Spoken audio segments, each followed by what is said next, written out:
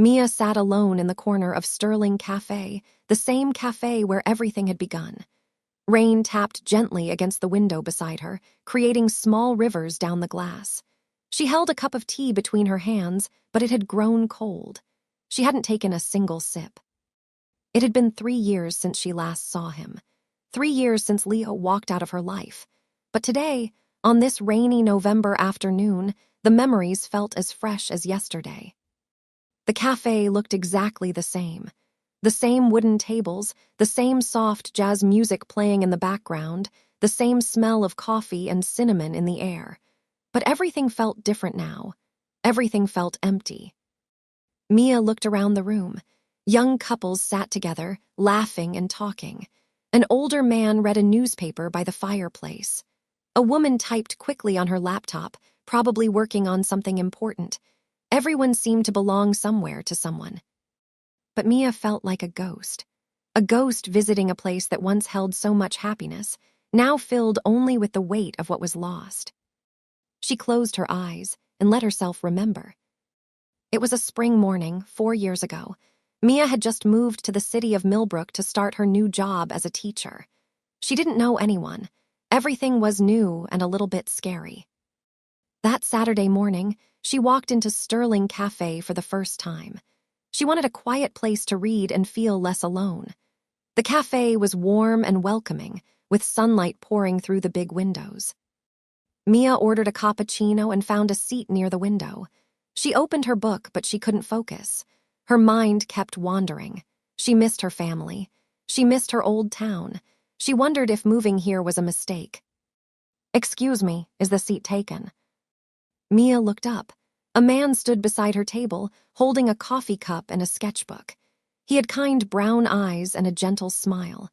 He wore a gray sweater and looked about her age, maybe 27 or 28. "No, it's free," Mia said softly. "Thanks," he said, sitting down. "I'm Leo, by the way." "Mia." They smiled at each other, and then Leo opened his sketchbook and began to draw. Mia went back to her book, but she kept glancing at him, curious about what he was drawing. After a while, Leo noticed her looking. "Do you want to see?" he asked, turning the sketchbook toward her. Mia's eyes widened. He had drawn the cafe. Every detail was perfect, the tables, the fireplace, even the barista behind the counter. But what caught her attention was the figure in the corner, a woman reading a book by the window. It was her. That's me," Mia said, surprised. Leo smiled. "I hope that's okay. You just look so peaceful sitting there, I couldn't help it." Mia felt her cheeks grow warm. "It's beautiful. You're really talented." "Thank you," Leo said. "I'm an illustrator. I come here every weekend to draw. It helps me relax." "I'm a teacher," Mia said. "I just moved here last week." "Welcome to Millbrook," Leo said warmly. "It's a good city, a little quiet but good." They talked for hours that day, about art and books, about their dreams and fears, about feeling like strangers in places that should feel like home. Mia forgot about her loneliness. For the first time since moving, she felt connected to someone. When the cafe closed that evening, Leo walked Mia to the bus stop. "Will you come back next Saturday?" he asked. "Maybe," Mia said, trying not to smile too much. "I'll be here," Leo said. "Same table." And she did come back. The next Saturday and the one after that and the one after that. Every weekend they met at Sterling Cafe. They talked, they laughed, they shared their worlds with each other.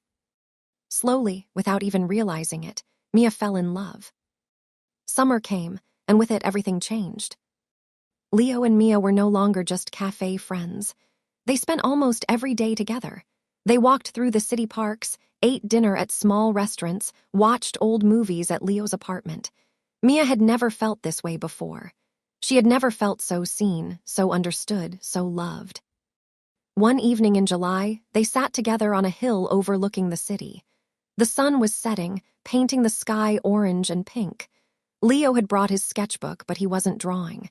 He was just looking at Mia. "What?" Mia asked, laughing. "Why are you staring at me?" "Because you're beautiful," Leo said simply. Mia's heart skipped a beat. "Leo." "I'm serious," he said. Not just the way you look, everything about you, the way you care about your students, the way you listen when people talk, the way you see beauty in small things. You make the world feel less heavy. Mia felt tears in her eyes. No one had ever spoken to her like this before. You make me feel brave, she whispered. Leo took her hand. Mia, I don't know what the future holds, but I know that right now, in this moment, I love you. I really love you. I love you too, Mia said, and she meant it with her whole heart. They kissed as the sun disappeared behind the buildings. In that moment, everything felt perfect. Everything felt possible. For the next year, Mia and Leo built a life together. They weren't married, but they felt like they were. They knew each other's rhythms, each other's silences. They could communicate with just a look. Leo's illustration career was growing. He got hired by a children's book publisher and started working on his first big project. Mia watched him work late into the night, his desk covered with sketches and colored pencils. She loved seeing him so passionate about his art. Mia's teaching was going well too. Her students loved her. She created a warm classroom where kids felt safe to make mistakes and ask questions. She felt like she was making a difference. They talked about the future often, about getting a bigger apartment together, about traveling to Italy someday, about having a small wedding in the spring, about all the years they would share. But life, Mia would learn, doesn't always follow the plans we make. It started small. Little things that didn't seem important at the time. Leo began staying late at the studio more often. He said the publisher wanted more revisions, more changes to his illustrations. Mia understood. She was proud of him. But then he stopped coming to their Saturday cafe meetings. He missed dinner plans. He seemed distracted, far away, even when they were together. Are you okay? Mia asked one night as they lay in bed. I'm fine, Leo said. Just tired. This project is taking everything out of me. Maybe you should take a break, Mia suggested gently. I can't, Leo said. Not now, not when things are finally happening for me. Mia tried to understand. She tried to be patient, but she felt him slipping away little by little. Then, one cold evening in October, Leo came to her apartment with a serious expression on his face. We need to talk, he said. Those 4 words made Mia's heart sink. They sat on her couch. Leo looked at his hands, avoiding her eyes. I got an offer, he said quietly. A big one. A studio in New York wants me to work for them. They're offering me a full-time position as a lead illustrator. Mia's breath caught. New York, but that's so far. I know, Leo said. It's a 5-hour drive from here. When would you leave? Mia asked, though she already knew the answer would hurt. In 2 weeks. 2 weeks, not 2 months, not next year, 2 weeks. Why didn't you tell me sooner? Mia's voice cracked. Because I didn't know if I would take it, Leo said. But Mia, this is my dream. This is everything I've worked for. I can't say no. I'm not asking you to say no, Mia said, tears starting to fall. But what about us? What about our plans? Leo finally looked at her. His eyes were sad but also determined. Come with me. What? Come to New York, Leo said. We can start a new life there, together. Mia's heart ached. Leo, I just started building my life here. My students need me. I signed a contract with the school. I can't just leave. So what are we supposed to do? Leo asked, his voice rising. Just give up. Pretend we never happened. I don't know, Mia cried. I don't know, Leo, but I can't leave everything behind on 2 weeks' notice. That's not fair. They sat in silence. The truth hung heavy between them. They loved each other, but they were standing at a crossroads, and their paths were pulling them in different directions. Maybe we can do long distance, Mia said desperately. People do it all the time. Leo shook his head slowly. Mia, you know me, I get lost in my work. I'll be at the studio 16 hours a day. When would we see each other? Once a month? Once every 2 months? That's not a relationship, that's just waiting. So you're giving up? Mia's voice was sharp with pain. I'm being realistic, Leo said quietly. I love you. God, I love you so much. But I can't ask you to wait for someone who won't be there. and I can't stay here and wonder what if for the rest of my life." Mia covered her face with her hands. Her whole world was falling apart. "I need you to go," she whispered. "Mia." "Please, Leo, just go." Leo stood up slowly. He walked to the door, then turned back. "I'm sorry," he said, his voice breaking. "I'm so sorry." Then he was gone. The weeks after Leo left were the hardest of Mia's life. She went through the motions. She woke up, went to work, taught her classes, came home. But she felt numb, like she was watching her life from outside her body. She stopped going to Sterling Cafe. She couldn't bear to sit at their table alone.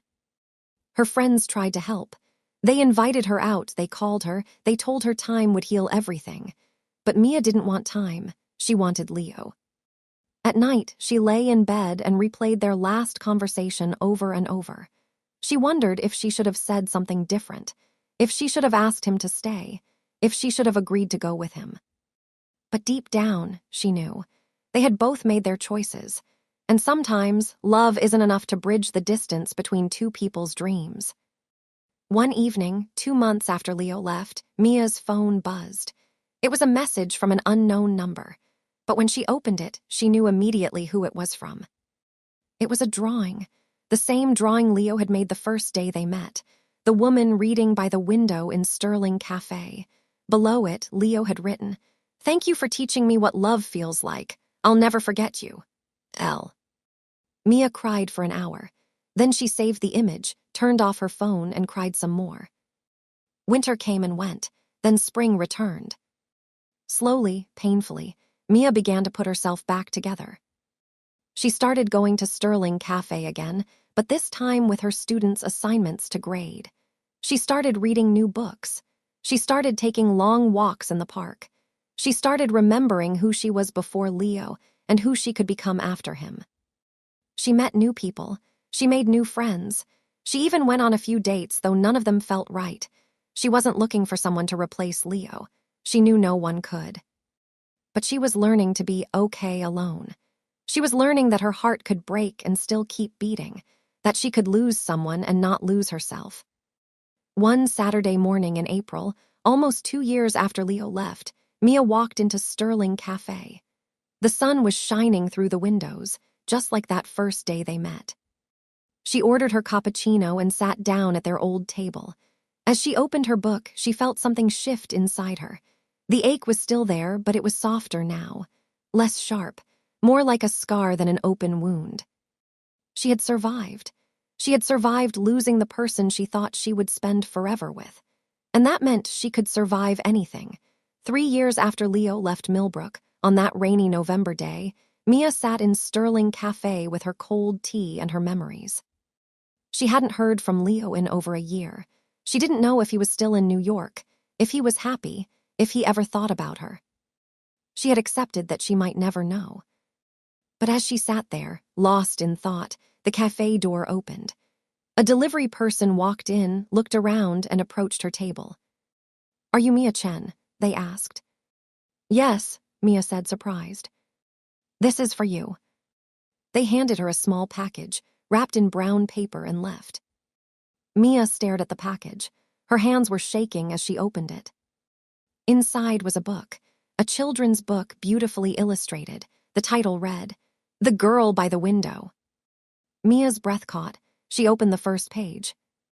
The story was about a lonely artist who met a kind teacher in a cafe, about how she changed his world with her warmth and her light, about how they fell in love but had to walk different paths, about how she stayed in his heart forever, even when they were apart.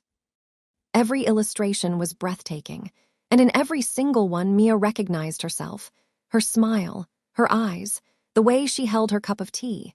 Leo had drawn her into every page. On the last page, there was a dedication. "For Mia, you taught me that some people change us forever, even when they can't stay. Thank you for being my light. I hope life is giving you everything you deserve. All my love always. Leo." Mia pressed the book to her chest and let the tears fall. That evening, Mia sat at her desk at home. She opened her laptop and began to write. It was a letter, not to send, but to say. All the things she had never said. all the things she had been holding inside for 3 years. Dear Leo, I got your book today. I cried for an hour. It's beautiful. You're beautiful. Your art, your heart, everything about you. I'm not angry anymore. I thought I would be for longer, but anger is exhausting and I'm tired of carrying it. You made the right choice. I know that now. New York was your dream and you had to follow it, just like I had to stay here and build mine. We were right for each other, but wrong for the timing. And that's not anyone's fault.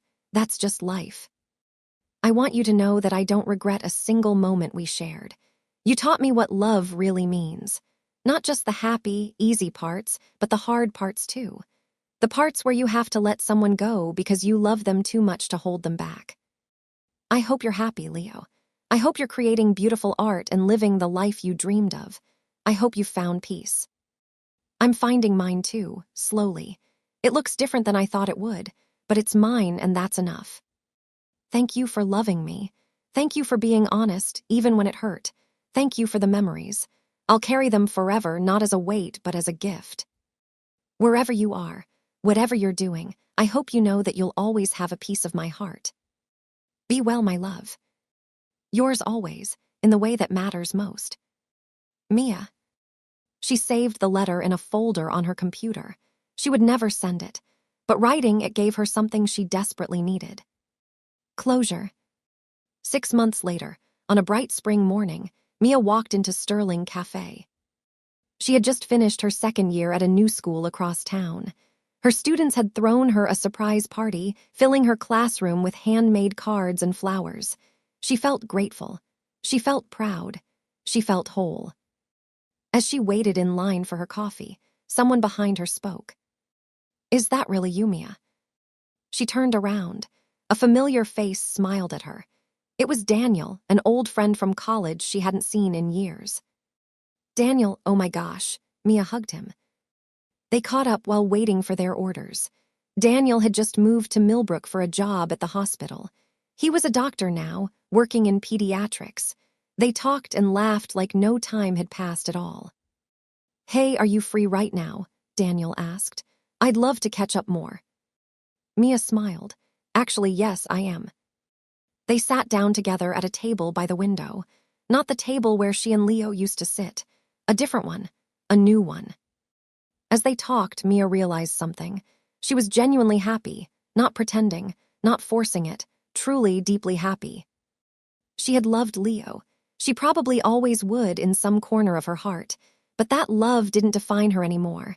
It had shaped her, taught her, changed her, but it didn't own her. She was free. And in that freedom, she found something unexpected. The possibility of opening her heart again, not to replace what she had lost, but to discover what could be found. You seem different, Daniel said, smiling. In a good way, like you figured something out. Maybe I have, Mia said softly. She glanced out the window.